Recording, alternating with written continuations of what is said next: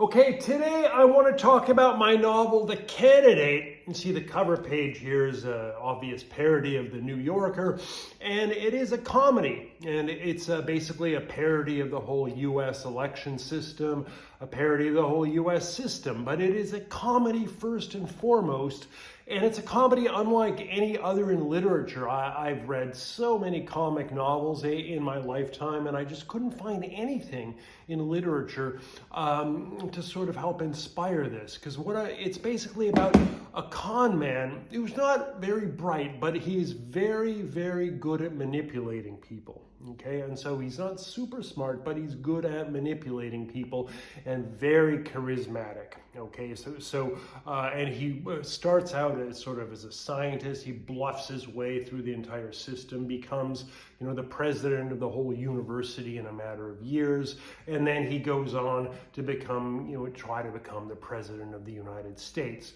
And of course, the whole premise of this is somewhat surreal. This could never happen. And so I was looking at films. I started looking at films like Woody Allen's Zelig, for example, where the guy transforms into something completely different. He turns into a rabbi, or he turns his form changes, and that's the whole basis of the comedy. I also look at slapstick stuff like Buster Keaton, which is also bends reality as well, but in a different way, because all these little slapstick stunts would never really happen. But there are slapstick elements in this novel, okay?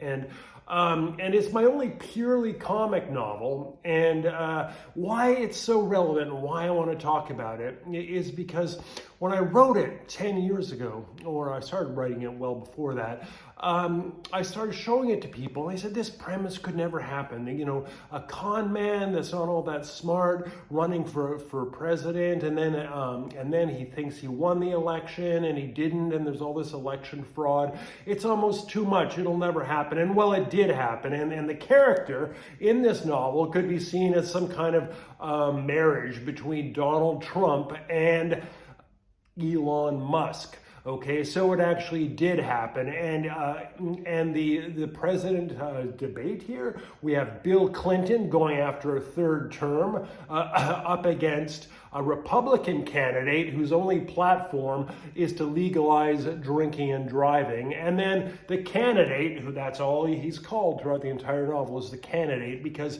he only thinks about winning. Everything is he's a candidate for this, a candidate for that, a candidate to get into this woman's pants, a candidate to become president. Okay, so he's always the candidate, and he is trying to get the Native American vote by dressing up as a Native American Indian chief, okay, with a headdress during the debate. And then the debate is totally surreal and crazy, and people told me this is just too much, it'll never happen, and it actually did. And then after he finds out he lost the election, he's hypnotized into believing that he won the election, so he storms the White House, and then he gets taken away in a straitjacket. Okay, so this is very, very timely all of a sudden. All the skeptics back then said, oh, this is just too much, it'll never happen. And it's hilarious. It's a total page turner. Page after page, there's one gag, another gag, little gags lead to bigger gags throughout the entire novel. It's one gag after another. It's absolutely amazing, and it took many, many years to write, and I watched so many films to see how comedy actually works.